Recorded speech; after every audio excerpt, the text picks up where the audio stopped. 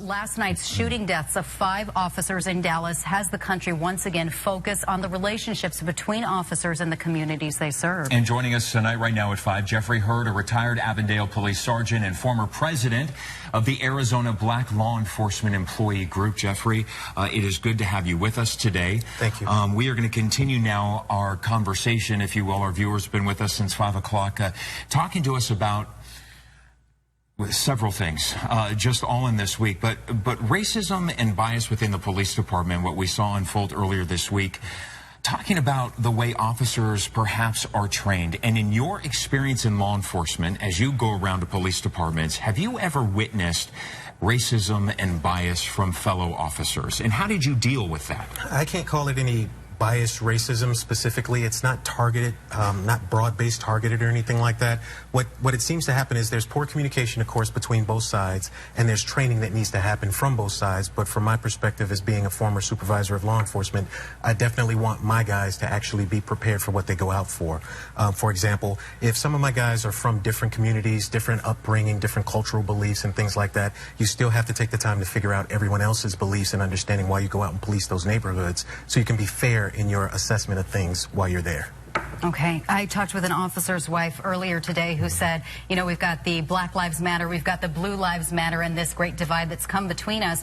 And she said a lot of people are saying really the only person who has a right to speak on this is the black officer, because you see both worlds. So what's your perspective on what's playing out?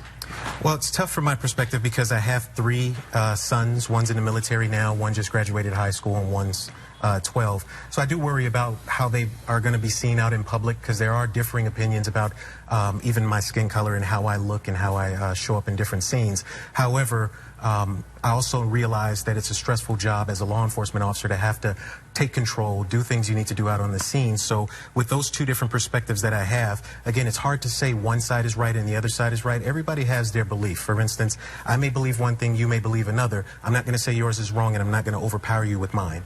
So it needs to be understanding from both sides to say, okay, I understand your point. Do you understand my point? Let's open up a dialogue and communication and work on this. With respect in mind. We've seen a lot of hate speech lately, Brandon. Yeah.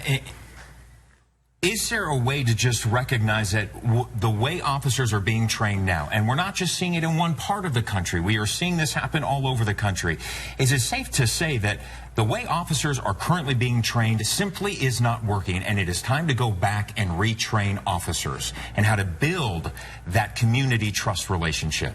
Yes, training is going on. There's several efforts to make training better. For instance, we had a push in Avondale where we did, it's called Impact Project Training, Interpersonal Police Communications. So when we show up to a stressful scene and someone comes out and they want answers, we tend to talk to them instead of saying, stay back, let me do my job. Somebody needs to communicate with them to lessen their fears about the situation, and that'll kind of die down the circumstances. I hate to use the word de-escalation. It'll de-escalate the situation, and the problems don't exist. But when there's a heavy-handed instructional phase, we're all adults. We don't like always being told what to do. So when there's an instructional phase, it heightens up people's tensions, and then when they see things that they don't understand, it turns into what I feel like is natural with our bodies. When you enter something into your body that doesn't belong there, your body attacks it, swelling and what have you. Put a new heart in someone, the worry is that it'll reject it. Same thing with law enforcement and citizens. If you don't deal with us on a regular basis, we don't communicate regularly, you may reject the other person's opinion because it's not symbolic of what you are. We have seen extreme violence play out over just the last week, which has happened to be what's playing out live in the protests that we're seeing tonight. But talk about, you're retired now. What are you hearing from law enforcement about the communities they patrol right now? Are they seeing an even greater divide? Is it the worst that it's been, or has this always been a divide between law enforcement and the communities they police, and we're just seeing it now? Well, it's always been some concern. I'll say concern, not a big divide. However, with social media and the fact that it's so prevalent and out in the open and everyone can see it, now it becomes a divide because people are choosing one side or the other. There's a perspective that needs to be understood. For instance, there's a perspective versus a perception. The perspective is we need to figure this out and police the community, and people call 911 for assistance and we need to help. The perception is you're going to come and do something bad to me, or I'm going to a bad situation and I have to be prepared of all threats. So it's just a perception versus perspective situation. All right, Jeffrey Hurd, thank you for coming in tonight, and we're just starting the dialogue and the conversation, and we appreciate you coming in. Anytime. Thank you. Thank you.